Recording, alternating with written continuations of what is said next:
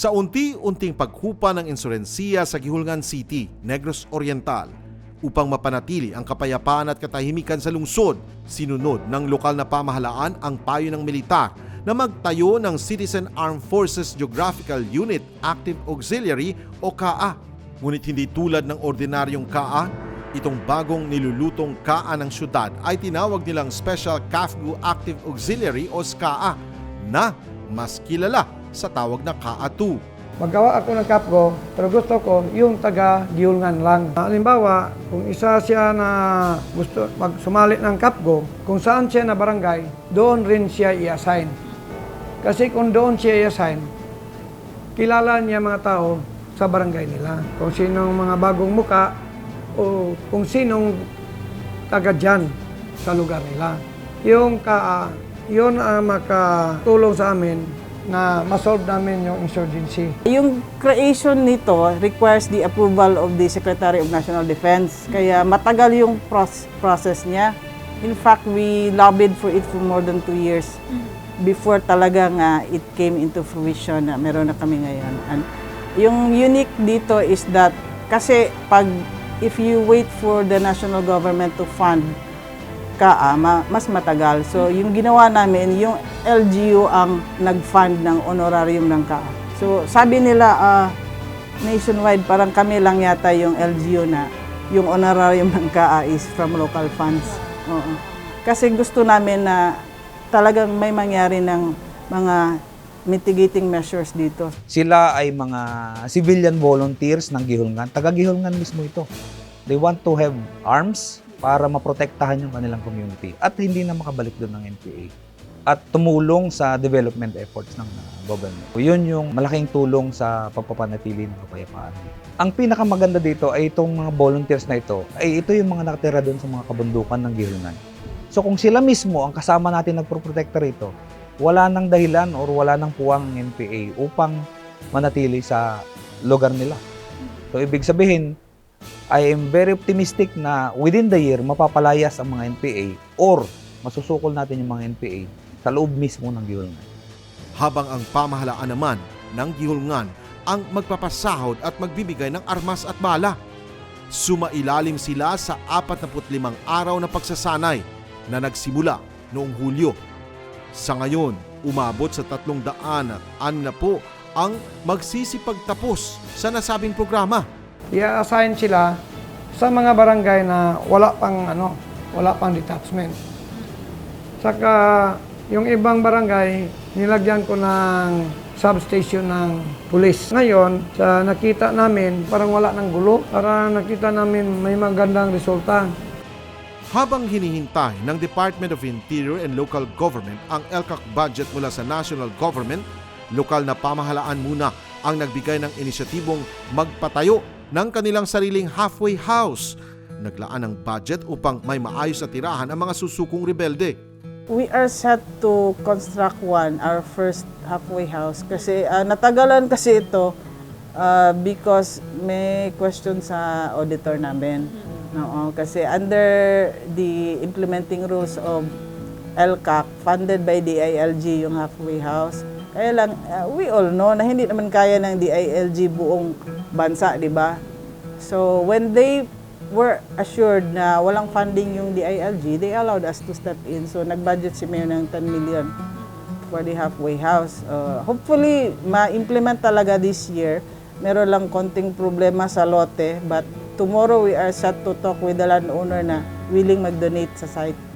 Kung noon, hirap na hirap ipaabot ang mga serbisyo para sa mga nasa itaas ng bundok. Ngayon, sa tulong ng dagyawan sa barangay, wala nang rason upang hindi sila mabigyan ng serbisyo. Sa ngayon, maraming magsasaka ang tuwang-tuwa sa mga programa ng pamahalaan, lalong-lalo na ang programang pang-agrikultural. Dahil bago pa man binigyan ng tulong ang isang barangay, tinitingnan kung angkop ba ang tulong na ibibigay sa kanila. Before kami magbibigay ng mga assistance from our office, we validate every farmer. Yung assurance na yung mabigay namin ng mga assistance is magamit nila in their farm. Kapansin-pansin din ang pagdami ng ani ng mga magsasaka nang ipakilala sa kanila ang mga makabagong teknolohiyang bigay ng pamahalaan. We distribute free fertilizers, seeds, free insurance to all farmers, especially in the areas affected by communist sa LCAC barangays. Sa aspetong pangkalusugan, libreng tuli naman ang inihandog ng City Health Office sa mamamayang nasa bundok, bukod pa sa libreng check-up at consultation. The City Health Office is involved in consultation as well as circumcision and giving free medications or medicines to those patients in which we cater. At tila handa rin ang Gihulngan City sa laban pagdating sa COVID-19. Isolation facilities pa lang nila, siguradong di magkakahawaan dahil sa laki at layo nito sa komunidad. Bukod sa pagsasaayos ng kalsada, isa rin sa mga pinagtuunan ng pansin ng LGU ay ang pagsasaayos ng kanilang patubig sa kabundukan. Mahirap talaga yung tubig yung source nila doon sa ibaba. So nag-project si Mayor ng solar water system para madala sa itaas. Saka mayroon ding high school doon sa itaas. Gamit yun sa paaralan. Dahil dyan, hindi na kinakailangang bumaba pa ng bundok upang magkaroon ng sapat na kaalaman ang mga naninirahan sa liblib na lugar. Hindi na rin poproblemahin ang pagpapacheck up para sa mga nagdadalang tao dahil nagtatayo na ng barangay health center sa iba't ibang bahagi ng Gihulngan. Mayroon kaming barangay health center ma'am ngayon na ongoing pala. Saan po? Yun sa barangay Kalupaan, bago lang natapos. Pero hindi yan sa sa LCAC. Yun sa barangay Ilaitan, bago lang natapos. Mayroon kaming ongoing sa barangay Bakid Health Center, worth of 2 million. Pero yung ibang barangay na ma'am, yung nabanggit ko na under sa LCAC, mayroon kaming project na health center pero ang nag-implement is region. Magpapatayo rin ang Gihulngan City ng bagong government center kung saan mas malaki, mas maayos na munisipyo ng Gihulngan ang aabangan. Bukod sa pagpapakabit ng mga CCTV na nakakalat sa buong bayan ng Gihulngan upang masawata ang kriminalidad, nag-invest din ang nasabing syudad sa mga kagamitang pangkaligtasan. Mga rescue vehicles, mayroon tayong tatlo na rescue vehicle. Mayroon tayong yung double body na four-wheel drive na pang-akyat sa bundok kasi bulubundukin yung topography natin. At isa yung parang ambulansya, rescue ambulance namin, isa. Mayroon naman tayong mga heavy equipment. Kung mayroong mga landslide, mayroon tayong backhoe, dump truck, payloader. At ayun, nag-propose kami yung emergency evacuation vehicle namin. Pinopropose namin para kasi kung mayroong mga evacuation na dapat gawin doon sa bundok, isa na lang, hindi yung dump truck ang gamitin. Mayroon talaga vehicle na intended for that. Sa ngayon, iminumungkahi pa lang ng CDRMMO ang pagpapatayo ng early warning system habang patuloy ang pag-conduct nila ng training sa barabarangay kung sakaling may kaharapin silang matinding sakuna.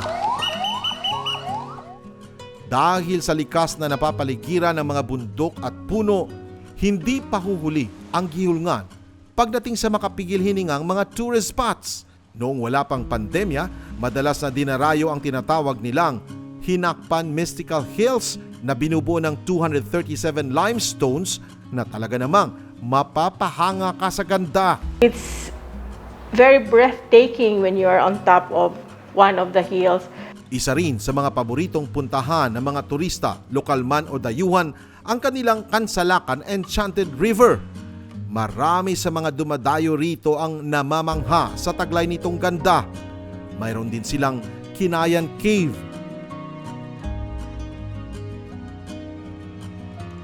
Kinayang Hot Spring at Kinayang Mainit Falls na kinayang dayuhin at lusungin ng mga adventurous people. Sa kabila nito, kung ihahambing sa ilang bayan sa Negros Oriental, hindi gaano karami ang natatanggap na turista ng Gihulngan dahil na rin sa kritikal na sitwasyon ito pagdating sa seguridad. Importante na safe yung tourists natin, whether local or domestic or international tourists, safe sila when they come to Negros Oriental. Kasi nga, makakasira din ng tourism industry natin kung may mangyari sa mga turista natin. So, one of the major concerns talaga is safety of the guests na pumupunta dito sa atin.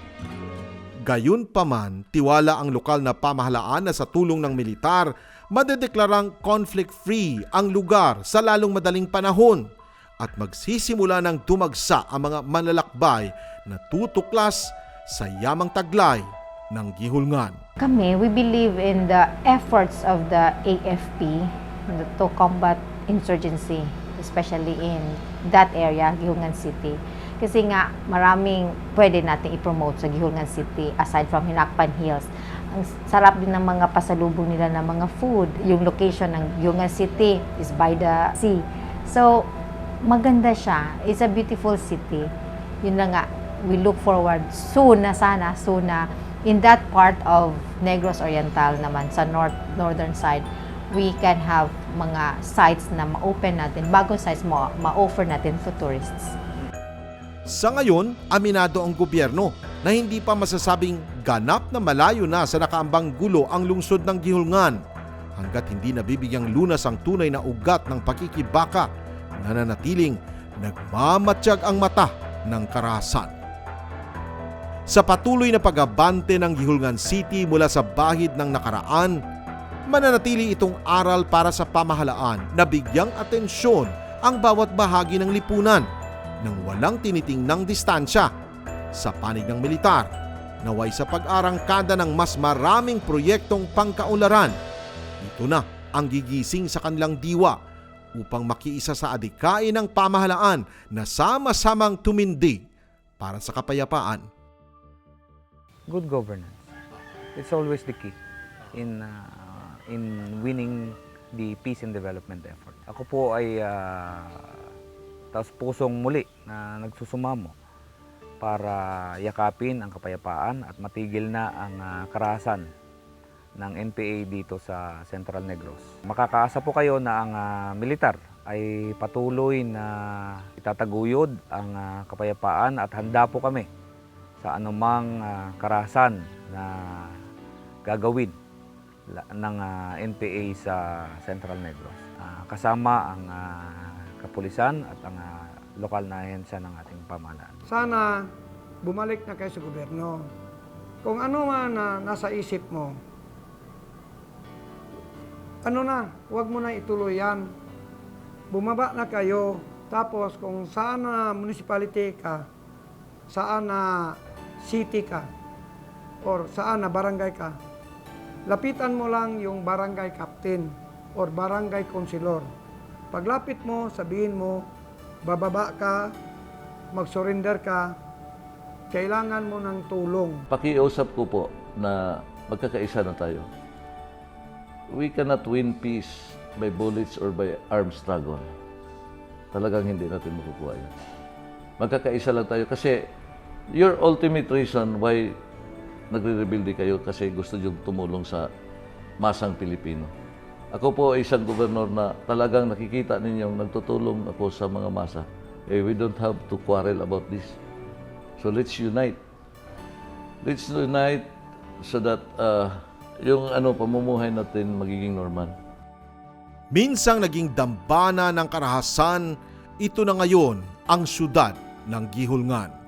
Papalayo na sa sumpa ng karahasan, papalapit naman sa daan ng kalayaan. Unti-unti nang nakakawala sa gapos, unti-unti na ring naimulat ang mata sa realidad. Ang mga matang minsang naging saksi sa pagdanak ng dugo, ngayon magsisilbing patunay na nananatiling buhay ang pag-asa para sa Rising City of the North.